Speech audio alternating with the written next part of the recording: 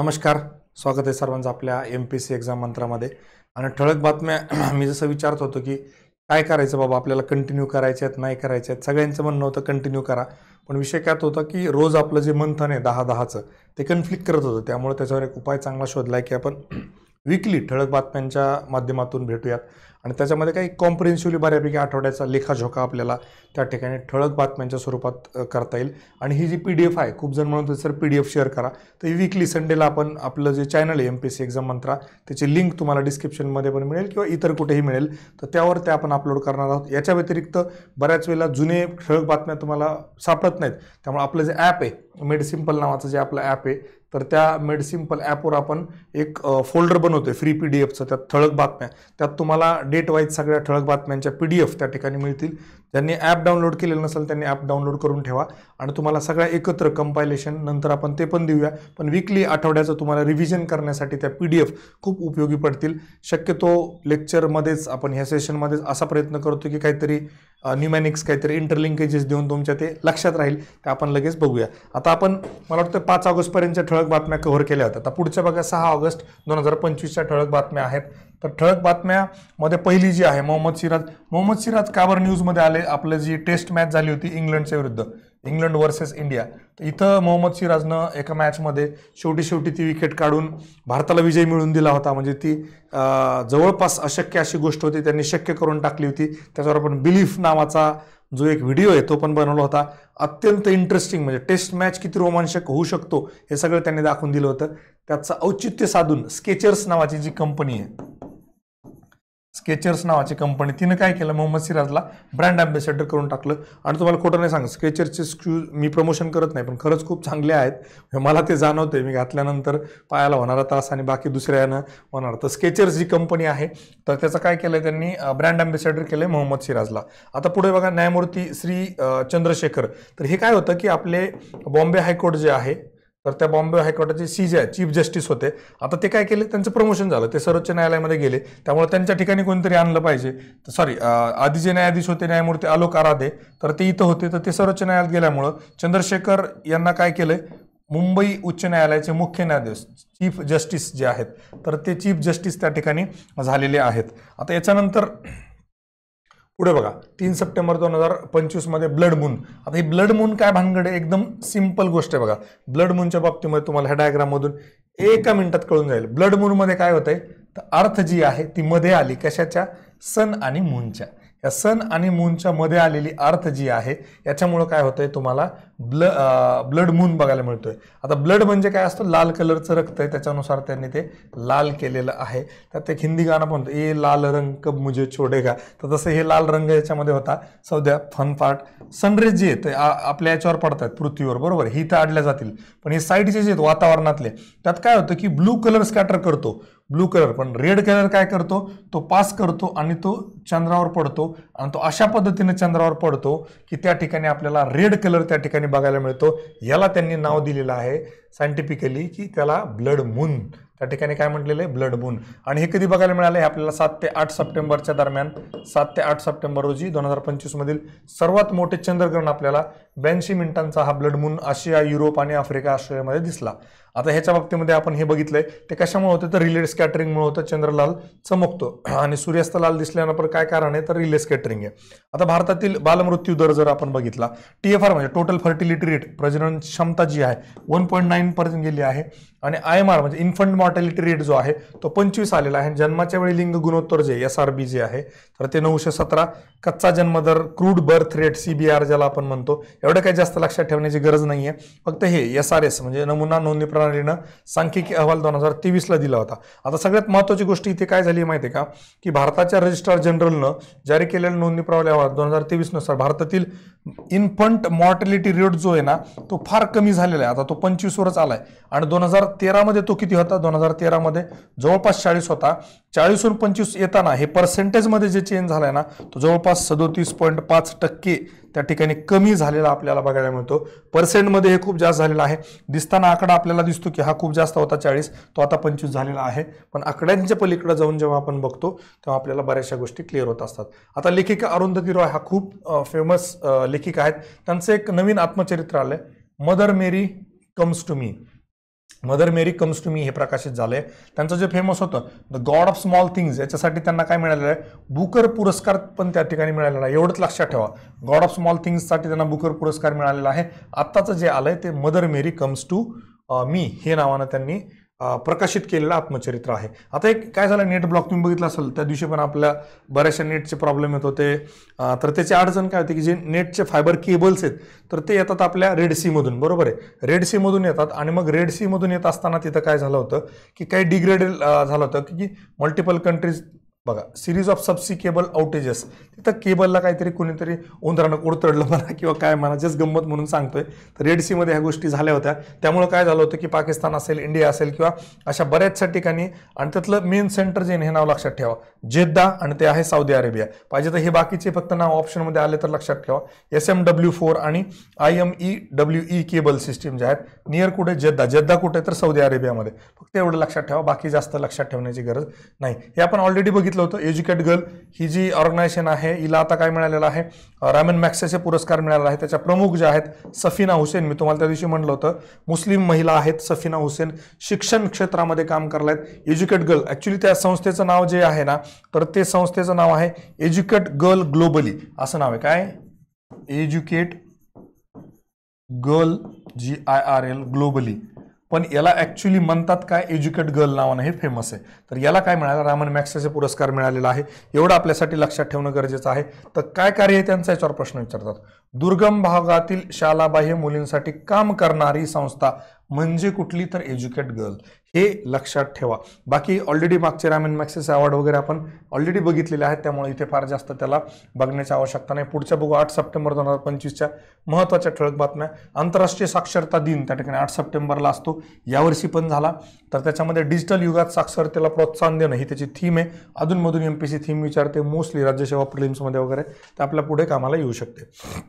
आंतरराष्ट्रीय साक्षरता दिनाची कल्पना युनेस्कोने 66ला केली, 67 पासून सुरू झाला. कल्पना पहिल्या वर्षी आली 66ला, 67व्या वर्षी ती अंमलात आणली. हेच त्यांचं खरं श्रेय त्या ठिकाणी आहे.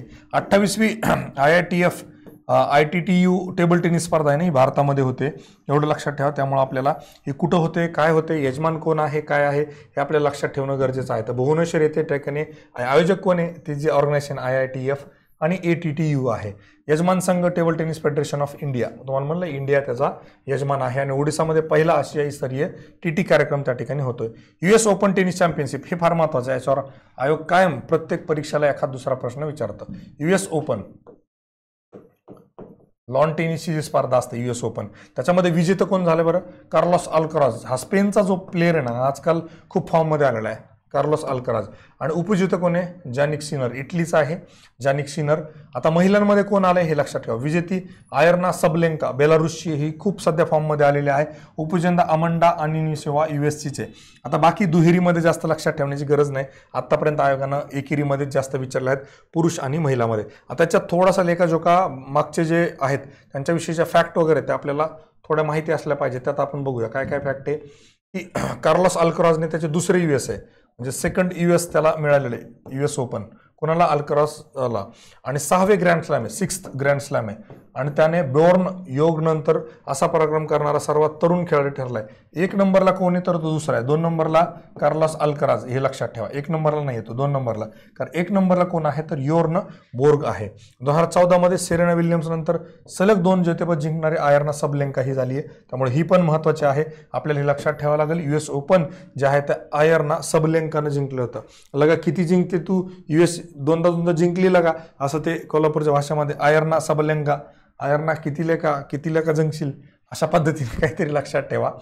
अनुपर्ण रॉय यांचं काय बाबा, 18व्या व्हेनिस चित्रपट महोत्सवात प्रतिष्ठित ओरिझोंटी विभागात सर्वोत्कृष्ट.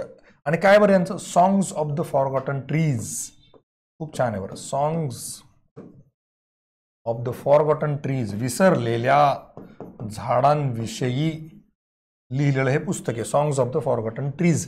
आणि कुणी लिहिलं हे, अनुपर्ण. पर्ण म्हणजे काय असतं, पान. पान कशाचं असतं, झाडाचं, असं लक्षात ठेवा. अनुपर्ण रॉय, रॉय म्हणजे झाड, songs of the forgotten trees. Kokichi Akuzawa तर ही कोकीची अकुजावा यांनी काय केलं बघा, हे खूप गमतीशीर आहे.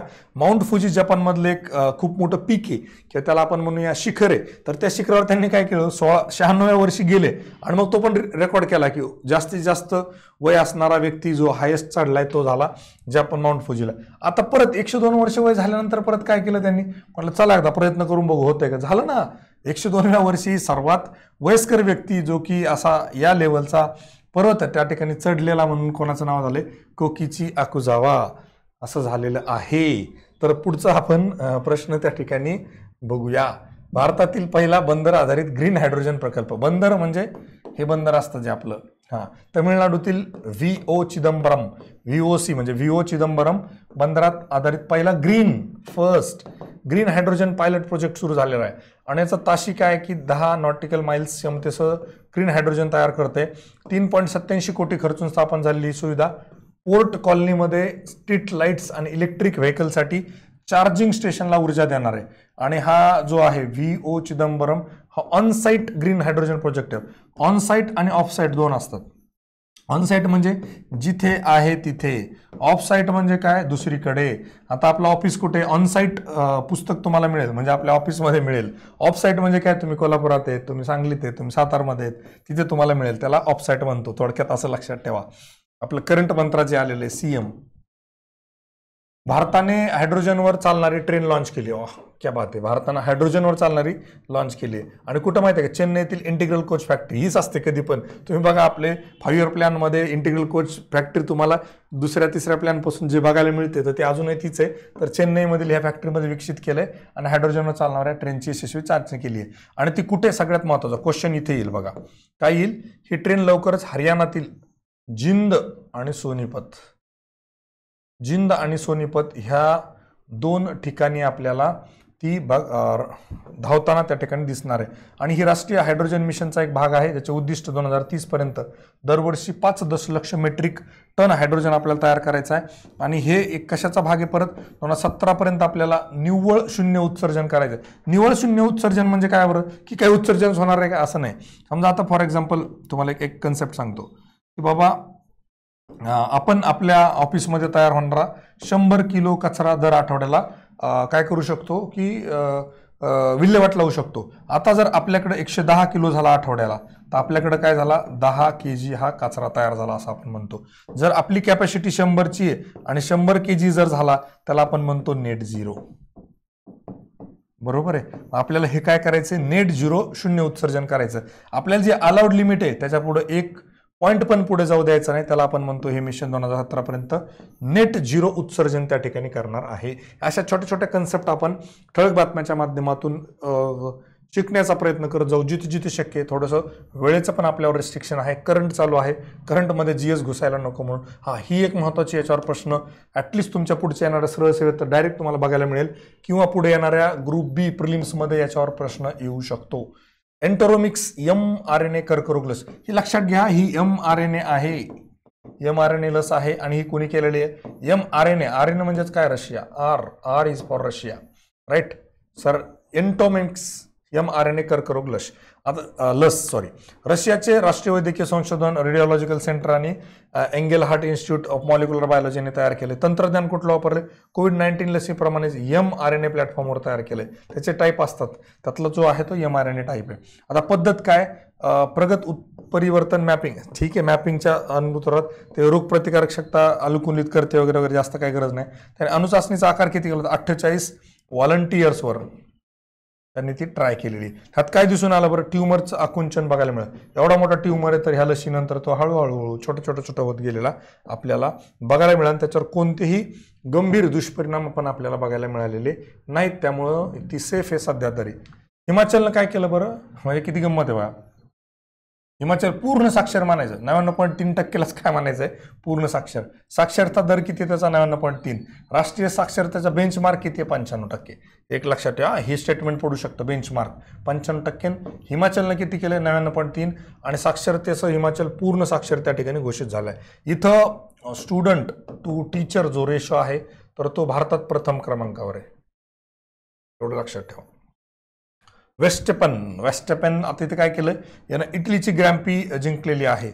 आणि जो आपला PSG त्यानं कुठली जिंकली होती मागच्या ठळक बातम्यात बघितलं होतं, डच ग्रँप्री जिंकली 2025ची डच ग्रँप्री. आता कसं लक्षात ठेवायचं, डचची पेस्ट्री चांगली असते आणि वेस्टपेनचं काय, इटलीचा पेन चांगला असतो. वेस्टपेन इटलीचा पेन खूप चांगला आहे कारण इटलीचं वेस्टपेननं जिंकली आहे. आणि डचचं काय फेमस आहे तर पेस्ट्रीचं, एवढं लक्षात ठेवा. याच्यापेक्षा जास्त लक्षात ठेवण्याची गरज नाही. आशिया कप हॉकी 2025ची 12वी आवृत्ती. इथं आपण मात्र चौथ्यांदा 4 चॅम्पियन झालोय, पण आपण आहेच नाही. आतापर्यंत 5 वेळा साऊथ कोरियानं ऑलरेडी जिंकलेली आहे. साऊथ कोरिया 5 वेळा, 5th टायटल साऊथ कोरियानं. आपण काय केलंय, जगात हे 1 नंबर आला, आशियामध्ये आपण 2 नंबरला आलो. आपण आतापर्यंत 4 वेळा जिंकले आणि आता आपण हरवलोय कोणाला, साऊथ कोरियालाच हरवलंय, दक्षिण कोरियालाच आपण हरवलंय. आणि हे कुठे झालं होतं, बिहारमधल्या राजगीर स्पोर्ट्स कॉम्प्लेक्स स्टेडियमवर झालेल्या हॉकीच्या अंतिम सामन्यामध्ये आपण हे करून दाखवलंय. We have done it. आता पुढची पर्सनॅलिटी खूप महत्वाची, Madhav Kamat, World Youth Scrabble Championship. हे नाव लक्षात ठेवा. ऑड पर्सनॅलिटी आहे, वेगळा खेळ आहे आणि याच्यामध्ये कोणीतरी काम करताना MPSC मध्ये जोड्या लावायचा प्रश्न येऊ द्या किंवा वन लाईनर प्रश्न येऊ द्या, अशा प्रकारच्या प्रश्नाला आपल्याला करेक्ट उत्तर त्या ठिकाणी देता आलं पाहिजे. त्यासाठी हे नाव लक्षात ठेवा. हे नाव जे आहे ते पूर्ण असं आहे, माधव गोपाल कामत.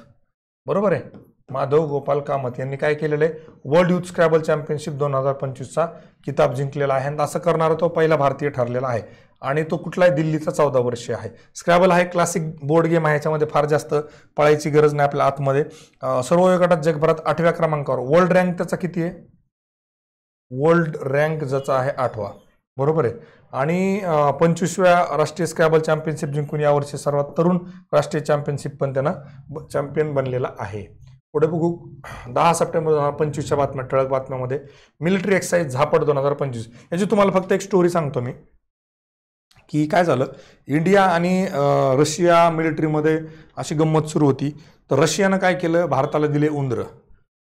बरोबर, त्यांनी दिले उंदरं, मग भारताने दिली एक झापड रशियाला.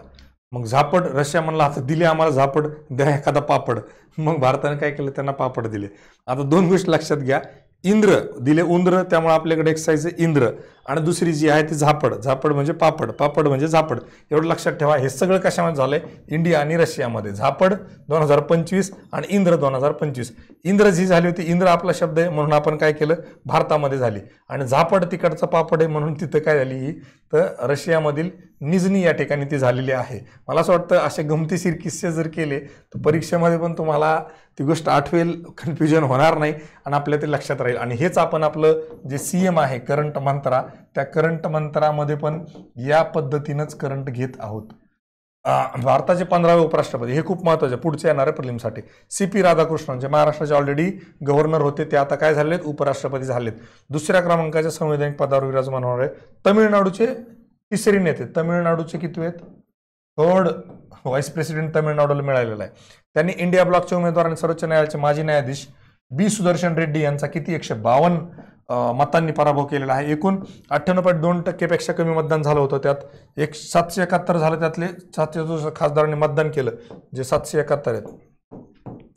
याच्यापैकी मतदान कितीने केले, 767. त्यात व्हॅलिड किती झालेत, 15 अवैध ठरले. त्यामुळं 772 वैध आढळले 67 मतांपैकी. ठीक आहे, अरे हे चुकलाय हा आकडा, म्हणजे 15 त्या ठिकाणी काय झालेत, अवैध झालेत. बरोबर आहे. राधाकृष्ण यांना 452 मतं त्या ठिकाणी मिळाले. विरोधी पक्ष सुरद रेड्डी यांना 300. त्यांनी 300चा आकडा गाठला, यांनी 452. टोटल 152 नेट मतांनी विजय. भाऊ घासून नाही ठासून आला, असं त्यांनी स्टेटसला लावलं असेल कदाचित एखाद्याला. आता ग्रामपंचायत आणि पंचायत समिती, जिल्हा परिषद इलेक्शन येणार आहे, स्टेटसला हे दिसणार आहे, बॉस जो आहे की आपला भाऊ घासून नाही ठासून आला, अशी स्टेटस. तर तिथे हे लक्षात घ्यावं, 152 मतांनी CP राधाकृष्णन जे आहेत ते घासून नाही ठासून आलेले आहेत. आणि त्यांनी सुदर्शन रेड्डी यांचा 300 मतांनी पराभव त्या ठिकाणी केला आहे. माननीय महोदय आहेत, आपल्याला त्यांचा रिस्पेक्ट आहे, सगळ्या गोष्टी आहेत. फक्त हे लक्षात राहावं म्हणून काहीतरी गमतीशीर किस्से करत असतो, लगेच याचा प्रोपगंडा किंवा भाऊ वगैरे करू नका. आदि संस्कृती बघा, आदि शब्द आला की आपण आदिवासी ट्रायबल जे समाज आहे त्या समाजाविषयीच्या गोष्टी असतात, हे आपल्याला माहिती आहे. आदिवासी व्यवहार मंत्रालयानं काय केलं, कला प्रकारांसाठी डिजिटल शिक्षण मंच केलाय, डिजिटल एज्युकेशनचा. Digital education. बघा आपण पण आता सध्या डिजिटल माध्यमातून जोडले. तुम्ही युट्यूबला हा व्हिडिओ बघताय, मी इथं स्टुडिओमध्ये डिजिटल शूट केलेला आहे. आदि विश्वविद्यालय जी आहे तर ती काय बाबा डिजिटल आदिवासी कला अकॅडमी आहे. विविध प्रकारच्या सांस्कृतिक पद्धतीवर 45 अभ्यासक्रम चालवते. कुठले? आदि विश्वविद्यालय. आदि संपदा काय? संपदा म्हणजे खजिना, सामाजिक सांस्कृतिक भांडार, चित्रकला, नृत्य, कपडे वगैरे 5000हून अधिक असे क्युरेटेड कागदपत्रांचा संग्रह म्हणजे आदि संपदा. आदि हाट, हाट आपण बघितलं होतं बाजार म्हणजे मार्केट प्लेस. ट्रायफेड हे ऍक्च्युली त्याला मदत करत असतं. आता बघा सूर्योदय महोत्सव. सूर्योदय ज्या ठिकाणी होतं अरुणाचल प्रदेश मधलं एक ठिकाण आहे. अरुणाचल प्रदेश मधलं कुठलं? अंजाव जिल्ह्यातील डोंग भागात आहे.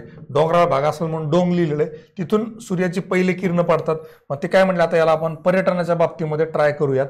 जसं आपण मधाचं गाव, याचं गाव, त्याचं गाव तसं केलंय.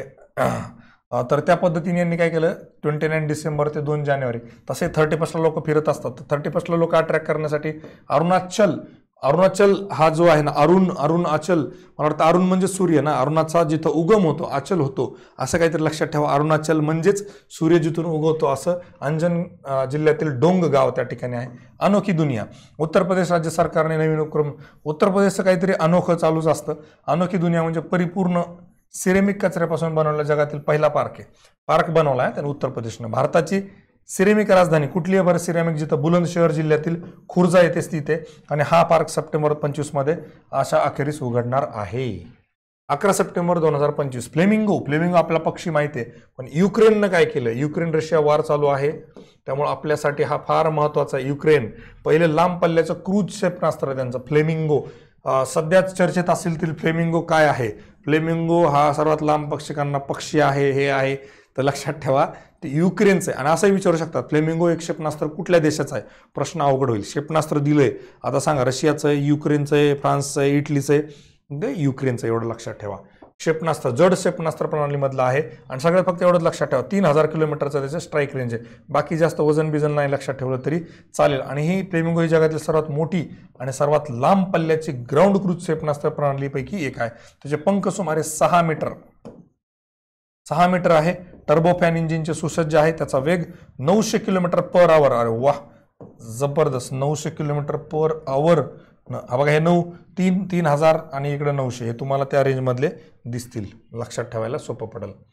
आता पुढे बघा भारतीय अवकाश संशोधनात 9 जागतिक विक्रम आपण आतापर्यंत केलेले आहेत. त्यातलं मार्स ऑर्बिटर मिशन जो आहे तर तो आहे 2014चा. भारतातील पहिल्याच प्रयत्नात मंगळावर पोहोचणारा पहिला देश आपण त्यावेळेस ठरलो होतं. UPSC प्रिलिम्सला आपण प्रश्न विचारलेला होता त्याच वर्षी 2015ला.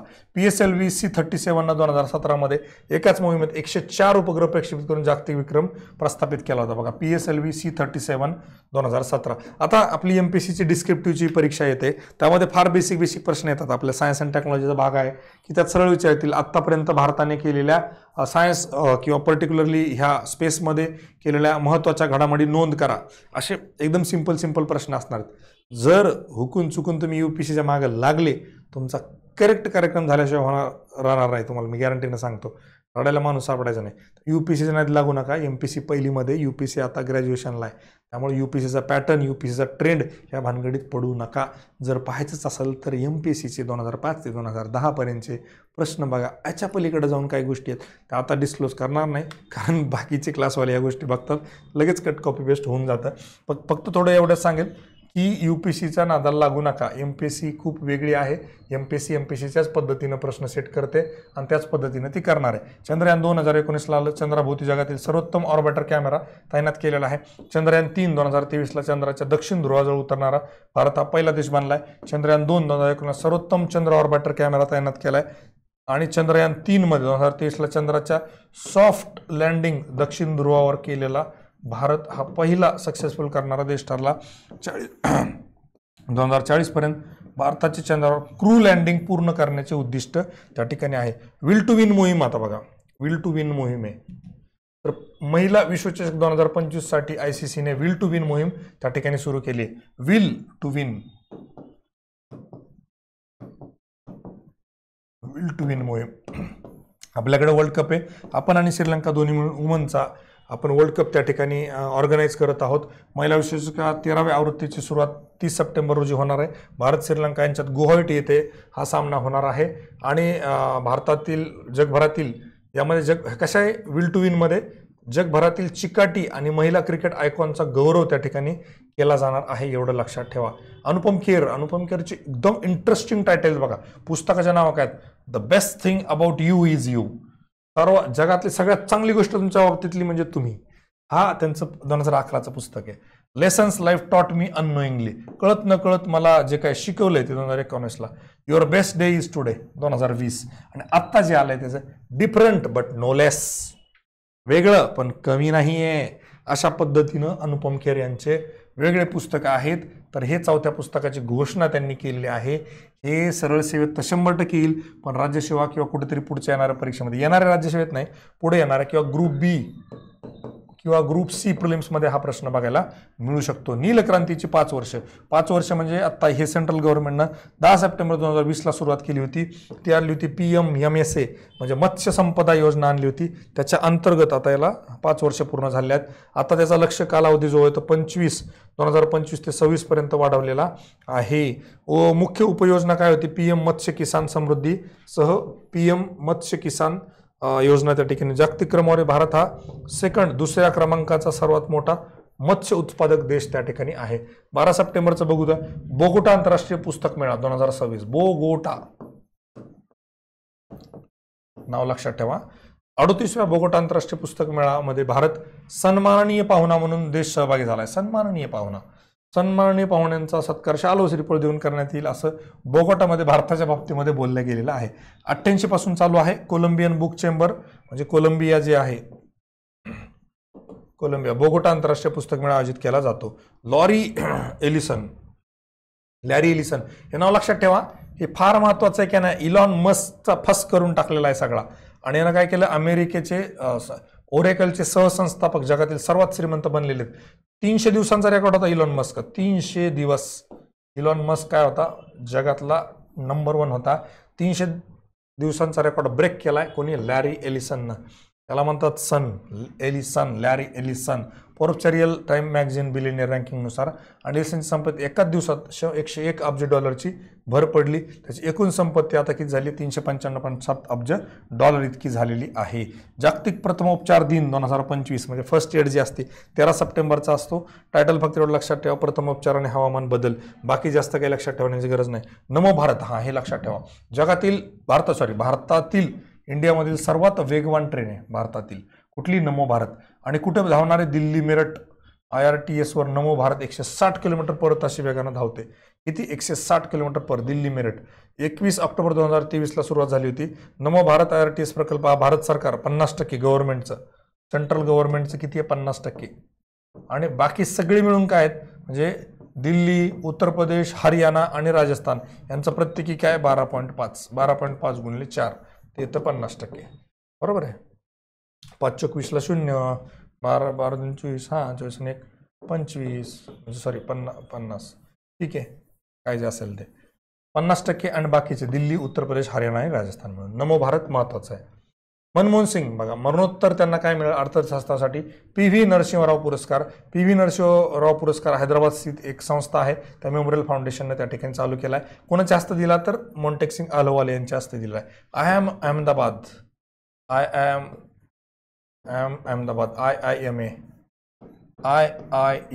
अहमदाबाद काय केलंय, दुबईमध्ये पहिले ग्लोबल कॅम्पस सुरू केले त्यांनी.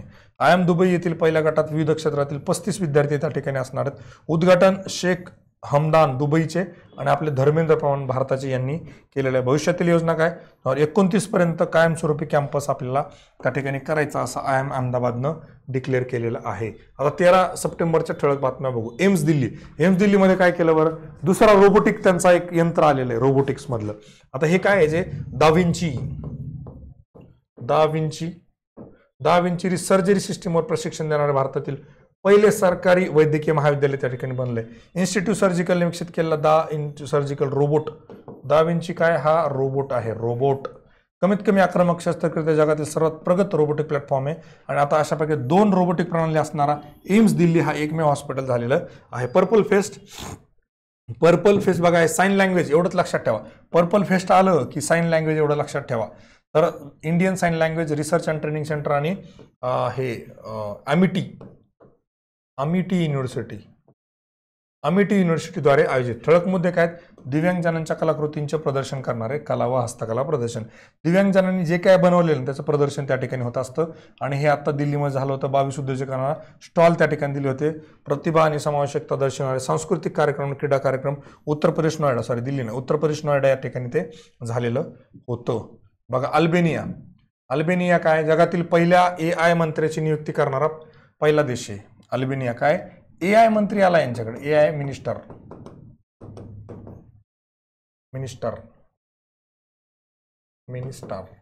AI मिनिस्टर कोण? अल्बेनिया.